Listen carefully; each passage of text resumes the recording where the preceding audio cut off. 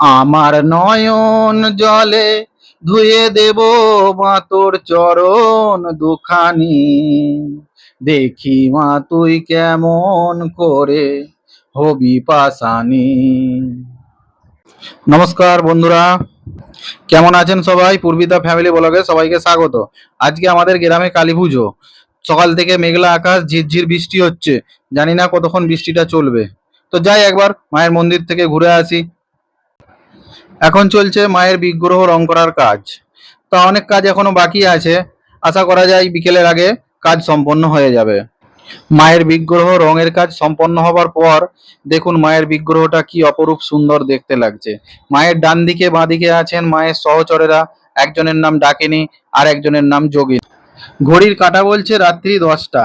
একে একে সমস্ত গ্রামবাসীরা আসছেন পুজোর ডালি হাতে নিয়ে মায়ের মন্দিরে পুজো দেওয়ার জন্য। মন্দিরটা দেখুন রজনীগন্ধা ফুলের মালা দিয়ে কত সুন্দরভাবে সাজানো হয়েছে। চলুন আপনাদেরকে বরঞ্চ একবার মন্দিরের বাইরের দৃশ্যটা একটু ঘুরে দেখাই। এই যে ঢাকিদেরকে দেখছেন, আপাতত ওদের বাজানোর পর্ব কিছুক্ষণের জন্য বন্ধ। এখন ওরা বিশ্রাম নিচ্ছেন, আবার কিছুক্ষণ পরে ওদের বাজানোর পালা আসবে। এখন পালা চলছে কুরকুরি বাজনার। দেখুন কিভাবে বাজনদারেরা বাজাচ্ছে, আর তার সাথে সাথে চলছে উদ্যম নাচ, আনন্দ, ফুর্তি। রাত অনেকটাই হলো, 1টা বাজছে। কালী পুজো সারা হতে হতে প্রায় সকাল 5টা। এখন আমি বাড়ি ফিরে যাব, কারণ দীঘা থেকে ফিরে শরীর ক্লান্ত। কালকে এই মন্দিরেই শীতলা পুজো আছে। দেখা হচ্ছে আপনাদের সাথে কালকে সকালা। শুভ সকাল। আজকে শীতলা পূজা। আরে আরে আরে, এদের কাণ্ড কারখানাটা দেখুন।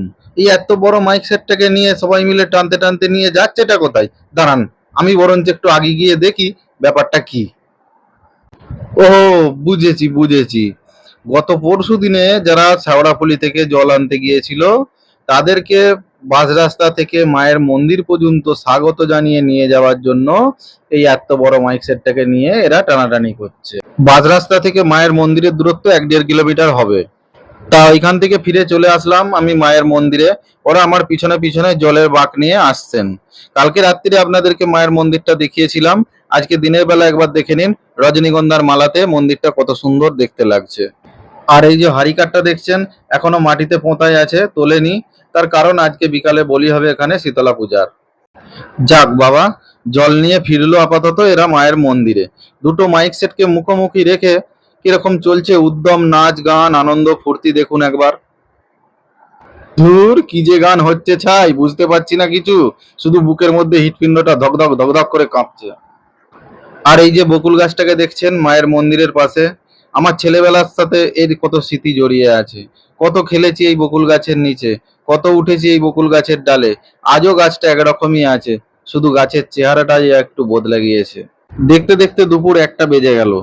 এবার যাওয়া হবে গ্রাম ঘুরতে। বুঝতে পারলেন না তো? দাঁড়ান বুঝিয়ে দিচ্ছি। এই পুজোটায় টোটাল 4টে ঠাকুরমশাই আছে। দুটো ঠাকুরমশাই মন্দিরে বসে পুজো শুরু করবেন, আর দুটো ঠাকুরমশাই সমস্ত বাজনদারদেরকে নিয়ে, কামারকে নিয়ে এবং দুটো পাঁঠা নিয়ে যাবেন পাশের গ্রামে বড় মায়ের মন্দিরে। ওইখানে পুজো হবে, হবার পরে বলি হবে। ওখানে বলি হবার পরে চলে যাওয়া হবে নদীঘাটে। নদীঘাটে গঙ্গা পূজা হবে, গঙ্গা পূজায় ওইখানে একটা বলি হবে। ওইখানে বলি হবার পর সমস্ত বাজনদাররা, কামার, ব্রাহ্মণ সবাই চলে আসা হবে মায়ের মন্দিরে। মন্দিরে আসতে আসতে মোটামুটি বিকেল 4টে। তারপর মায়ের মন্দিরের এখানে বলি শুরু হবে। দেখলাম বিকেল 3টে থেকে হঠাৎ করেই বরুণ দেবতা ভীষণ রুষ্ট হয়েছেন, কারণ তখন থেকে চলছে অবিরাম বৃষ্টি। যার জন্য বাকি পুজোটা আপনাদেরকে আমি আর দেখাতে পারলাম না। সন্ধ্যেবেলা একবার ছাতা মাথায় নিয়ে মায়ের মন্দিরে গেলাম, দেখলাম কাদাতে চলছে উদ্যম নাচানাচি। তো এই ছিল আমাদের গ্রামের কালী পুজো ও শীতলা পুজোর ভিডিও। কেমন লাগলো আমাদের গ্রামের পুজো আপনাদের? আপনারা অবশ্যই কমেন্ট করে জানাবেন।